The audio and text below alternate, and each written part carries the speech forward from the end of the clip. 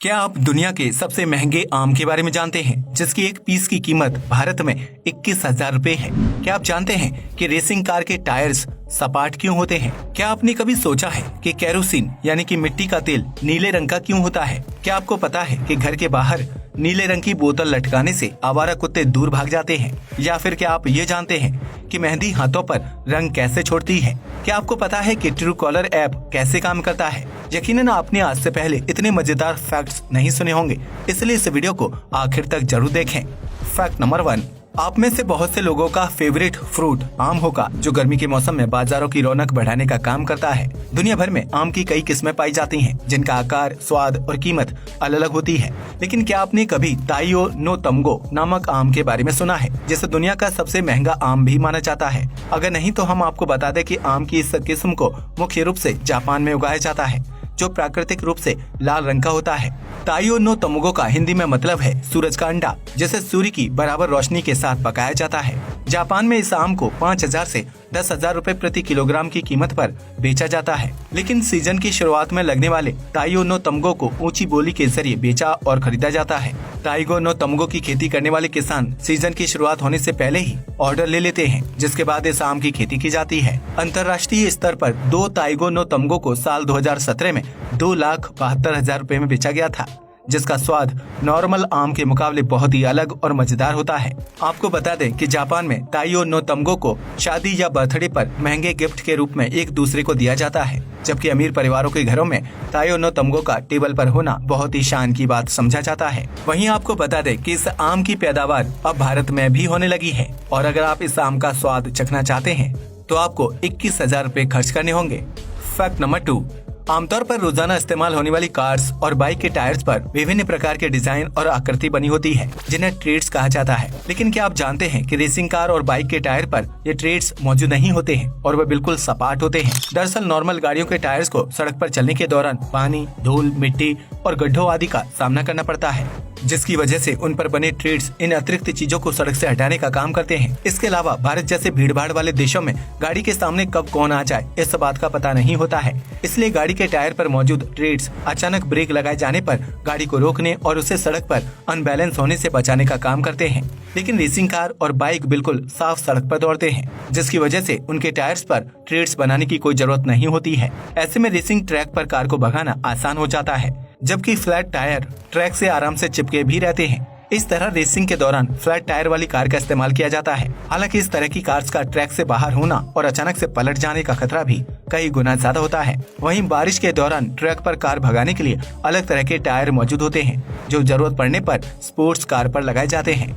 Fact number 3, Bharat में ज्यादातर international flights रात के समय टेक ऑफ करती हैं, जो अगली सुबह तक अपने गंतव्य स्थान तक पहुंचती हैं। लेकिन क्या आपको पता है कि यूरोप के कई देशों में रात 11 बजे से लेकर सुबह के 5 बजे तक कोई भी घरेलू और इंटरनेशनल फ्लाइट को टेक ऑफ या लैंडिंग करने की इजाजत नहीं होती है, ताकि एयरपोर्ट के आसपास रहने वाले लोग चैन की नींद ले सके। यूरोप में राइट टू स्लीप को बहुत ज्यादा महत्व दिया जाता है, जिसकी वजह से किसी के घर के आसपास शोर मचाना, गाना गाना, तेज आवाज में म्यूजिक सुनना या बातचीत करना इस नियम का उल्लंघन माना जाता है। इसलिए यहाँ फ्लाइट्स की उड़ान और लैंडिंग को लेकर भी नियम तय किया गया है, ताकि आम नागरिकों को आराम से सोने के लिए पर्याप्त शांति मिल सके।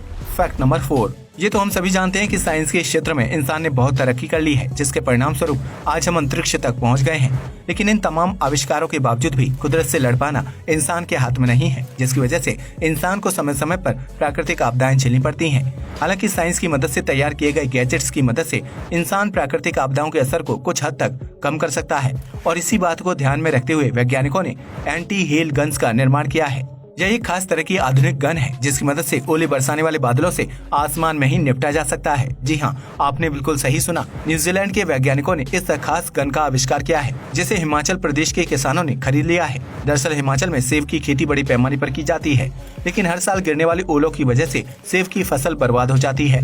ऐसे में हिमाचल के किसानों ने साल 2016 में न्यूजीलैंड से 2 एंटी हेल गन्स खरीदी थी, जिनकी कीमत 1,20,00,000 रुपए है।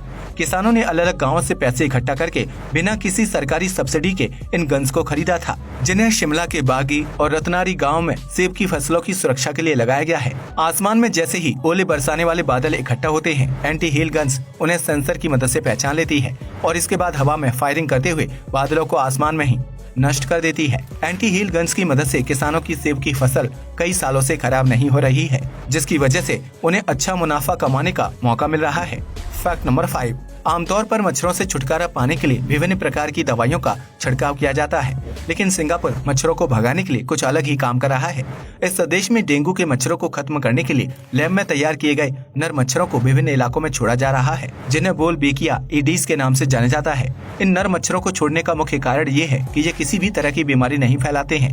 इसके अलावा अगर बोलबेकिया एडीज मादा मच्छर से शारीरिक संबंध बनाते हैं तो फिर वह कभी अंडे नहीं दे पाती है। सिंगापुर में इन नर बोलबेकिया एडीज की वजह से डेंगू मच्छरों की संख्या 98% तक कम हो गई है, जिसकी वजह से वहां मच्छरों की वजह से फैलने वाली खतरनाक बीमारियों का खतरा भी 88% तक कम हो गया था। ट्रायल के दौरान मच्छरों की संख्या में भारी कमी आने के बाद सिंगापुर में नर बोलबेकिया एडीज को फैलाने का कार्य जोर शोर से किया जा रहा है, ताकि देश में डेंगू के केस कम से कम आए। फैक्ट नंबर 6, भारत में प्राचीन काल से ही आग पर खाना पकाया जाता है, जिसके लिए केरोसिन का इस्तेमाल किया जाता था। हालांकि बीतते समय के साथ केरोसिन का इस्तेमाल स्टोव गैस जलाने के लिए किया जाने लगा, लेकिन क्या आपने कभी सोचा है कि केरोसिन का रंग नीला क्यों होता है? अगर नहीं तो हम आपको बता दें कि केरोसिन का कोई प्राकृतिक रंग नहीं होता है, जिसकी वजह से पानी और उसमें अंतर कर पाना बहुत ही मुश्किल हो जाता है। ऐसे में केरोसिन को गरीब परिवार को कम दामों में बेचने के बजाय काला बाजारी करके अमीर लोगों को बेच दिया जाता था, ताकि वह उसका इस्तेमाल फैक्ट्रियों में कर सकें। ऐसे में सरकार ने प्राकृतिक रूप से प्राप्त किए जाने वाले केरोसिन में नीला रंग मिलाने का आदेश दिया, ताकि उसे आसानी से पहचाना जा सके। ऐसे में केरोसिन को खुदाई के जरिए प्राप्त करने के बाद उसमें नीला रंग मिलाया जाता है, जिसके बाद उसे राशन के साथ गरीब परिवारों को कम दामों में बेच दिया जाता है। अगर केरोसिन का रंग नीला नहीं होता तो उसे कालाबाजारी के तहत ऊंचे दामों में बेचना बहुत ही आसान काम था। आपको बता दें कि घरेलू कामों के अलावा फैक्ट्रियों में इस्तेमाल होने वाले केरोसिन का रंग आज भी पारदर्शी ही होता है। हालांकि अब घरों में केरोसिन का इस्तेमाल न के बराबर किया जाता है। फैक्ट नंबर 7, आपने आज तक कार के निर्माण के बाद उसकी टेस्टिंग के बारे में सुना होगा, ताकि कंपनी को कार की कमियों के बारे में पता चल सके। लेकिन क्या आपने कभी ट्रेन की टेस्टिंग के बारे में सुना है? अगर नहीं तो यह नजारा आपको चीन में देखने को मिल सकता है। जी हाँ, आपने बिल्कुल सही सुना। चीन में चैंगचून रेलवे व्हीकल्स द्वारा हाई स्पीड ट्रेन की टेस्टिंग शुरू की गई है। इस कंपनी ने चीन में चलने वाली हाई स्पीड ट्रेन की टेस्टिंग करने के लिए मार्च 2021 में एक प्लेटफॉर्म तैयार किया और उसमें एक नकली ट्रेन की टक्कर असली ट्रेन से करवाई, ताकि वह ट्रेन की खामियों का पता लगा सकें। इस टेस्टिंग के जरिए चीन की ट्रेन निर्माता कंपनियों को यह पता लगाने में मदद मिली कि क्या उनकी ट्रेन टक्कर को झेलने में सक्षम है या नहीं। इसके अलावा अगर भविष्य में कभी ट्रेनों के बीच टक्कर होती है तो क्या उसके सेफ्टी फीचर्स सही से काम करेंगे। चीन भले ही ब्रांड्स की नकल तैयार करने के लिए जाने जाता हो, लेकिन उसने ट्रेन टेस्टिंग करके सभी देशों को चौंकाने का काम किया है। फैक्ट नंबर 8, आजकल लगभग हर इंसान स्मार्टफोन का इस्तेमाल करता है, जिसमें अनेकों ऐप्स के साथ ट्रू कॉलर भी मौजूद होता है। यह एक ऐसा ऐप है जो अनजान नंबर से आने वाली कॉल से जुड़ी सारी जानकारी ग्राहक को मुहैया करवाता है, जिसकी वजह से हमें ये पता चल जाता है कि कॉल करने वाले व्यक्ति का नाम क्या है। लेकिन क्या आपने कभी सोचा है कि ट्रू कॉलर कैसे काम करता है और यह कॉल करने वाले व्यक्ति का नंबर कहां से पता करता है? अगर नहीं तो आज हम आपको इस ऐप से जुड़ा मजेदार फैक्ट बता देते हैं। दरअसल ट्रू कॉलर इंटरनेट के जरिए काम करता है, इसलिए जब आपके पास किसी का कॉल आने वाला होता है तो यह ऐप इंटरनेट से कनेक्ट होने की वजह से 3 से 4 सेकंड पहले ही नोटिफिकेशन भेज देता है। ऐसे में फोन की घंटी बजने से पहले ही ट्रू कॉलर ग्राहक को कॉल आने की जानकारी दे देता है। लेकिन यह फीचर तभी काम करता है जब कॉल करने और कॉल रिसीव करने वाले दोनों व्यक्तियों के फोन में ट्रू कॉलर ऐप डाउनलोड होता है। इस ऐप को यूज करने का एक फायदा ये भी है कि ट्रू कॉलर इंटरनेट से डेटा कलेक्ट करके अनजान नंबर से कॉल करने वाले व्यक्ति की आईडी बता देता है, जिसकी वजह से हम ये तय कर सकते हैं कि हमें कॉल उठाना है या नहीं। अब तो आप समझ ही गए होंगे कि ट्रू कॉलर इंटरनेट की मदद से सिम के नेटवर्क से भी ज्यादा तेज काम करता है। फैक्ट नंबर 9, भारत में आवारा कुत्तों की संख्या बहुत ज्यादा है, जो कभी भी किसी पर भी भौंकना शुरू कर देते हैं। इतना ही नहीं, यह कुत्ते किसी भी व्यक्ति के घर के बाहर टॉयलेट या पॉटी करने से भी पीछे नहीं हटते हैं, जिसकी वजह से आम लोग इन्हें डंडे से मारना या पानी फेंकना शुरू कर देते हैं। लेकिन आज हम आपको आवारा कुत्तों को भगाने का इतना आसान तरीका बताने जा रहे हैं कि उसे जानने के बाद आपको फिर कभी कुत्तों से परेशानी नहीं होगी। इसके लिए आपको अपने घर के बाहर रंगीन पानी से भरी हुई बोतल रखनी होगी, जिसे देखकर कुत्ते उसके आसपास भी नहीं भटकते हैं। गोवा और चंडीगढ़ जैसे शहरों में आवारा कुत्तों से निजात पाने के लिए कई लोग अपने घरों के बाहर नीले, गुलाबी और पीले रंग के पानी को बोतल में भरकर रख देते हैं, जिसे देखकर आवारा कुत्ते उनके घर के आसपास भी नहीं भटकते हैं। इसे आप एक तरह का घरेलू टोटका मान सकते हैं, क्योंकि साइंस के हिसाब से कुत्तों को लाल, पीला और नीला रंग दिखाई नहीं देता है। ऐसे में उनका इन रंगों से डरना या दूर भागने का कोई लॉजिक नहीं है। लेकिन जो लोग इस उपाय को करते हैं उन्हें आवारा कुत्तों से होने वाली समस्या का सामना नहीं करना पड़ता है। अगर आप भी आवारा कुत्तों से परेशान हैं, तो इस टोटके को आजमा कर रिजल्ट देख सकते हैं।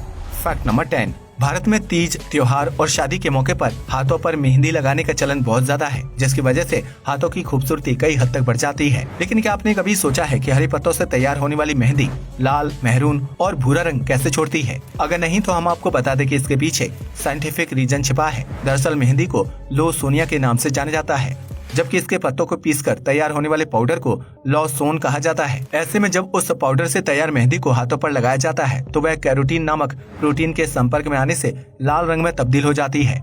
ऐसे में लॉसोन जितना ज्यादा कैरोटीन के संपर्क में आता है, उसका रंग लाल से गहरा मेहरून और फिर भूरे रंग में तब्दील हो जाता है। आपको बता दें कि कैरोटीन हमारी त्वचा, हाथों और नाखूनों में पाया जाने वाला प्रोटीन है, जिसकी वजह से मेहंदी इसके साथ रिएक्ट करके खूबसूरत छाप छोड़ देती है। आपको बता दें कि कैरोटीन हमारे बालों में भी पाया जाता है, इसलिए जब मेहंदी को बालों पर लगाया जाता है तो ये उन्हें भी लाल रंग में बदल देती है। अब तो आप समझ ही गए होंगे कि हरी पत्तों से तैयार होने वाली मेहंदी लाल रंग की छाप कैसे छोड़ती है।